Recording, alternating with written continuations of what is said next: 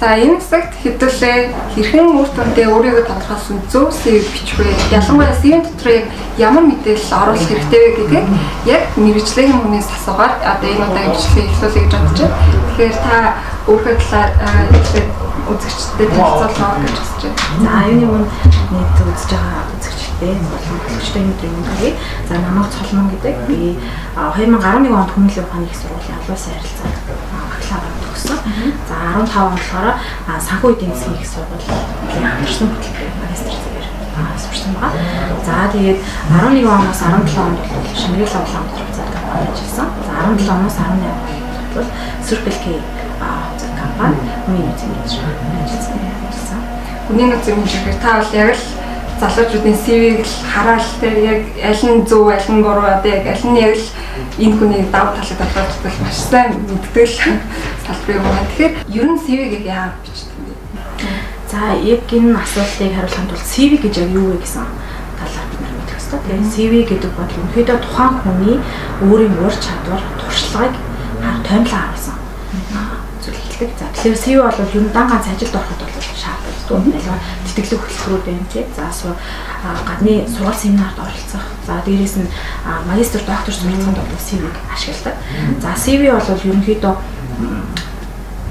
хоёр төрөл байдаг. За нэг нь болохоор chronological буюу ерөнхийдөө уламжлалт CV. За нөгөөх нь болохоор skill based functional гэж ярьдаг. За энэ болохоор ерөнхийдөө ур чадвар суурилсан CV. За тэгэхээр CV-г жишээлбэл юм бол бид нарт одоо хоёр төрлийн газрын зураг байна гэж үздэг тийм ээ. За нэгдүгээр төрлийн газрын зурагт нь бол за Нью-Йорк хотоор дүрслэе да. Нью-Йорк хотын одоо газрын зураг дээр хамаагүй гадаа тийм бүх төрлийн одоо байршлыг харуулсан тийм сургууль цэцэрлэг одоо юу гэдэг дэлгүүр, ресторан гэдэг үсээ ямар ч тэр дараалалгүйгээр харуулсан тийм газрын зураг. Нөгөөдлийн газрын зураг нь ерөнхийдөө Нью-Йорк хотын хамгийн одоо үзэж болох үз тийм жуулчлалаар очиж байгаа жуулчдад үзэж болох үз Бруклиний одоо гүүрч юм уу тийм гэх мэтлэн одоо энэ хамгийн алдартай хэсгүүдийг харуулсан газрын зураг байх юм бол бид нар алийг сонгох мэдээж хоёр дахь сонгох тийм мэдээж тэр хоёр дахь сонгоод тэр нь илүү биднийг аялахад хөнгөвчилж өгнө цаг хугацаа мөнгөний хувьд ч гэсэн яг санхүүгийн ч гэсэн бидний хэмнэж өгөх давталтай гэсэн. Яг үүнтэй адилхан CV бичгийн тулд бол ерөнхийдөө бол хамгийн чухал зүйл нь бол товч тодорхой өөрийнхөө ур чадварыг харуулсан тийм CV байх хэрэгтэй. За CV бол ерөнхийдөө бол нэгээс хоёр хуудастай байдаг. За тэгээд хэвшлэн бол CV нэг хуудасанд багцсан байвал илүү зүгээр байдаг. Шалгаж байгаа хүний хувьд нэг хуудастай байх. Шалгахад бол илүү хялбар байдаг гэсэн. За тэгээд ерөнхийдөө бол CV-нд харж байгаа хүмүүс маань ерөнхийдөө 6-аас 10 секундын дотор CV шалгаж чаддаг. Тийм учраас маш богино хугацаанд харж байгаа учраас тэр CV-ний одоо хийхэд бэлтгэл ажил маш чухал байгаа. Тэгэхээр бэлтгэл ажиллагаа бол маш сайн өөрөө бодож иж хийх ёстой. Хэр их цаг хугацаа зарцуулсан бэ гэдэг бол ажил олгогч хүний нөөц бол хараал шүү дээ гэсэн. Тэр бол маш богино хугацааг зарцуулсан юм шүү дээ. Бараг сөхөл хараад за ихэдээ ингээл за тэгвэл сайтаа хэлсэн хоёр төрлийн CV байдаг. Энд дээр нь болохоор илүү яг тодорхой гол хэсгүүдийг оруулсан CV, нөгөөдөр нь болохоор яг ингээд бүх ур чадваруудаа оруулсан CV. Тэгвэл аль CV-г аль одоо хаана ашигладаг юм бэ? Чинь ажилд орё гэхэд яг анхны ашигладаг юм чинь би болохоор одоо нэг CV сүүл нэг CV-г зассан. Тэгээд тэн дээрээ би ингээд бүх өөрийнхөө оролцсон хөтөлбөр, сайн дур ажил, хийсэн ажлуудаа ингээд бүгд ингээд бичсэн байхгүй юу? Энэ зөв ер нь их залуучууд их хандлагатай байдаг. Яг уламжлалт CV бол илүүтэйгээр нөгөө илүү туршлагатай олон жил ажилласан туршлагатай уламжлалт CV-гээр явдаг. Тэгээ skill based CV бол чадвар харсан дөнгөж төгсөн сургууль төгсөн аа. Тэгэхдээ мэдээж доторх одоо яг үндсэн стратеги бүтцийн үед бол яг ялгаа гэсэн. Яг ямар бүтцтэй байх вэ? Тэгэхээр CV маань мэдээж эхлээд толгой хэсэгтэй тийм толгой хэсгийн фонт маань яг хэд байх хэрэгтэй. За дээрэс нь фонтууд дээр хүмүүс бас ингээл бүгд хэлээ алддаг л таа. Маш ингээд задаагүй олон төрлийн фонтуудыг зэрэг ашиглаж явуулдаг ч юм уу. Эсвэл маш энгийн байх хэрэгтэй. Фонтууд бол энгийн фонт Calibri, Georgia эсвэл одоо Arial ч юм уу тийм маш энгийн фонтууд ашиглах мэдээж толгой хэсэг дээр өөрийнхөө нэр ов нэрийг оруулаад яг түүний доотлын төвлөрүүд нь бол утасны дугаар имэйл хайп байх хэрэгтэй. За энэний дараагийн одоо бүтц гэх юм бол өөрийн одоо шинэхэн төгсөж байгаа оюутнуудын хувьд бол ажлын туршлага байхгүй учраас боловсрлоосоо эхлээд бичиж болно. Тэгээд сайн дурын ажлууд ямар ажлууд хийжсэн. За тэгээд нийгмийн ажлуудаас ямар ажлууд хийжсэн. За тэгээд хамгийн сүүлд нь ур чадвар харуулсан. Тэгээд дараал нь бол яг бүтцийн юм. За тэгээд ерөнхийдөө бол CV дээр хүмүүс хэвшлийн хүмүүсийн алдаа хэмээл 6 орсон байдаг. За хамгийн дээдлийн мөрөндөө бол бүгдийг яг нэг ижлэхэн фонтоор бичсэн байдаг тийм 10, 11, 12 ч юм уу. Хамгийн дээдлийн гарчны одоо яг нэр ог нэр байх хэсэг дээр бол CV гэж бичээ доор нэрээ бүр харагдахгүй бичдэг ч юм уу. Энэ бол маш буруу. Яг нэрээ тавны дотор бичээ CV гэж бичих шаардлагагүй, зураг байх гэсэн шаардлага. Тэгэхээр зураг бол ерөөсөө оруулж болохгүй. Тэгээд зарим хүмүүсээс агай бүтээлч CV гэдэг өнгөлөг темплейтийн ашиглах юм. Тэгэх юм бол миний CV-г ингээд олж харах гэж боддог хүмүүсээ дэвшүүлэхэд тэгээд бас болохгүй юм шүү дээ. Аль болох энгийн байх хэрэгтэй. Тийм энгийн байвал яг бүтээлч CV гэж бас байгаа л да. Бүтээлч CV-г илүүтэйгээр яг ямар хүмүүс ашигладаг вэ гэхээр маркетинг, дизайны чиглэлээр ажиллаж байгаа. Эсвэл одоо урлагийн чиглэлээр явж байгаа тийм моделинг аженсид ажиллаж байгаа. Илүүтэйгээр яг тийм урлагийн чиглэлээр ажиллаж байгаа хүмүүс бол creative CV гэж ашигладаг гэсэн. Энэ CV-ийн инфографик төсвөлийн тийм залуучууд аягүй их ашигладаг. Тийм. Тэгэхээр инфографик ашиглаж болно. Гэхдээ яг энэ дээрх одоо чиглэлээр сургууль төгссөн, дээр чиглэлээр одоо маркетинг, дизайны чиглэлээр одоо ажиллаж байгаа ажил горлогчид бол яг энэ чиглэлээр CV хийж байна. Тэгэхээр тухайн салбараас шалтгаалаад CV аягүй өөрөөр л ах хэвээр, загвар өөрөөр л ах хэвээр юм шүү дээ. Дизайнер, бүрдийн бүтээлч төрлийн салбарын хүмүүс бол өөр яг тийм одоо бусад CV-ийн төлөвчлээ энгийн наран хүмүүс тийм. За тэгвэл та түрүүн ажлын туршлага гэдээ дурдсан шүү дээ. Одоо яг дөнгөж төгсөж байгаа залуучууд ажлын туршлагагүй байгаа. Гэтэ ингээ ажилд орох гэхээр одоо 2-3 жилийн ажлын туршлага хэрэгтэй гэж заасан байдаг. Тэгсэн мэтлээр залуучууд яг сайн дурын ажил гэж төлөвлөлт орсон одоо туршлагууд байдаг шүү дээ. Тэгэхээр тэрийг яг яаж өөрөд аваад тал гэж оруулж харуулдаг. За ажлын туршлагын хувьд бол юу яаж болох вэ гэхээр оюутнууд маань суралж байгаа хугацаанд бол цагийн ажлыг бас сүүлийн үед хийдэг болсон тийм үү? Цагийн ажлууд хийж болно. За тэгээд татлагын ажил хийж бас байгаа тийм. Компани дээр очиж татлагын ажил гэдэг татлагын ажил оруулж байна. За тэгээд мэдээж сайн дурын нийгмийн ажлууд хийж байгаа. Тэр ажлуудаа оруулж байна. Гэхдээ эдгээр зүйлүүдийг оруулахдаа хамгийн чухал зүйл нь хэм бол одоо яг ямар компанид ажилласан юм бэ? За тэр компанида хэдэн сарын хэднээс хэдэн сарын цаг хугацаа маш тодорхой бичих хэрэгтэй. За тэгээд тэр компани нь бол компанийхаа талаар нэг өгүүлбэр компани танилцуулсан байх хэрэгтэй. Ямар үйл ажиллагаа болдог ямар компани тий.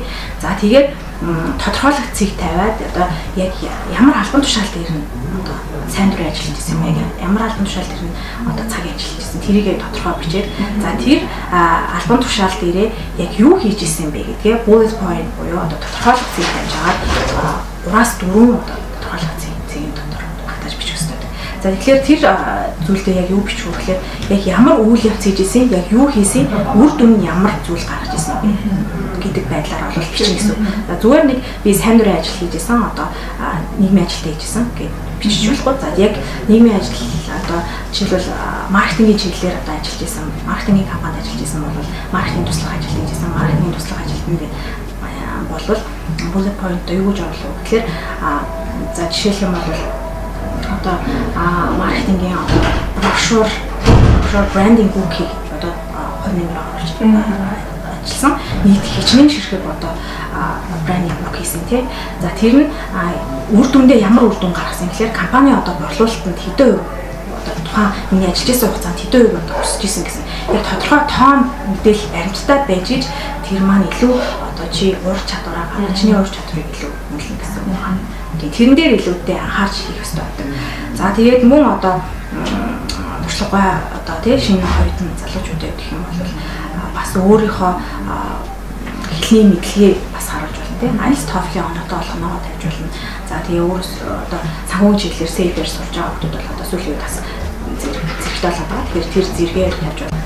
За тэгэхээр бас ийм юм ажиглагдаг сүүлийн үед ер нь залуучуудын CV-г уншиж хахад 10 жилийнхээ үед авсан одоо онц судлалтын ч юм уу тийм алимбад төрүүлсэн амжилтууд оруулсан харагддаг л та. Тэгэхээр энэ тооны давуу тал болж чадахгүй. Ер нь CV-нд 10 жилийнхээ юм орлон зөв. За яг миний хувьд бол яг 10 жилийн мэдээлэл оруулах нэг шаардлага үүж үздэг. Үүний оронд яг одоо их сургуульд сурч байсан судалгааны ажил тийм яг ямар судалгааны ажил хийжсэн ямар үйл байсан. За тэгээд их сургуульд сурч байхдаа бас оюутны солилцооны хөтөлбөр бас их байдаг. Тэгэхээр солилцооны хөтөлбөрийн хөтөлбөр байна.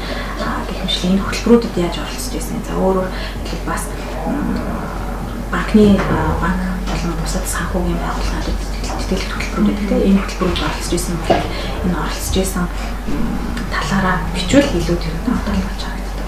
Ер нь болж өгсөл үгүй. Тийм сүүлийн мэдээлэл. За тэгэхээр сая хуулийн ярилцсан хүмүүсийн ер нь нийлэг авдаг алдаа зүтгэлээс гадна яг таны ажигласан тэр хүмүүсийн залуучдын гараад идэг алдаа юу вэ гэдэг зөвлөж зөвлөмөр байна уу? За ерөнхийдөө бол сүүлийн үед ажиглагдсанаар бол зөв бичгийн дүрмийн алдаа аюу харагддаг болсон байна.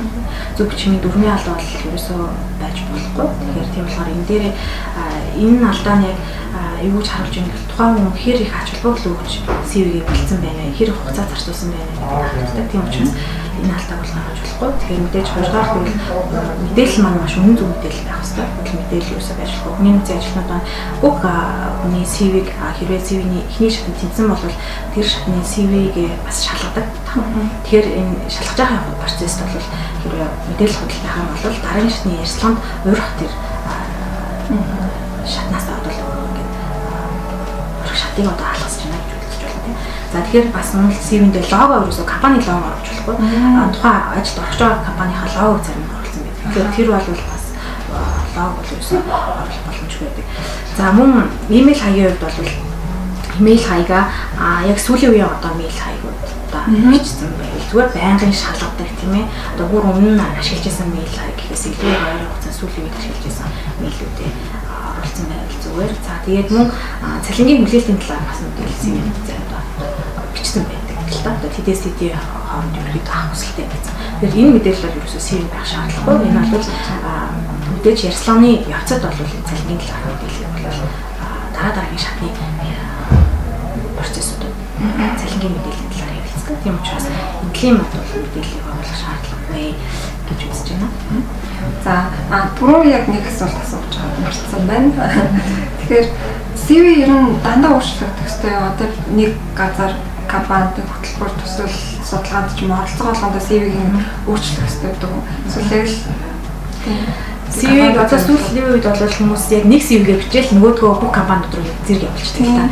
Тэгэхээр тэр нь бас нэг өөрсгөл бол тухайн компани өөр асуудал байх хэрэгтэй. Тухайн компани соёл чиний өмнөхөр үзүүлж чинь эзэж гинүү чиний одоо ур чадвартай чинь тохирох нь тэгээд зарлагцсан ажлын байр асуудал байх хэрэгтэй.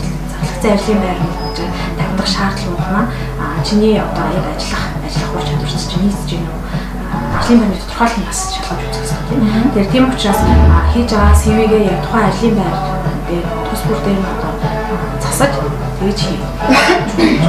Тэгэхээр авч байгаа газраа маш сайн судлах нь тавьж байгаа шаардлагуудыг нь сайн судлах хэрэгтэй. CV-гээ бас өргөлж ирнэ болж байгаа сайжруулж авах хэрэгтэй байна.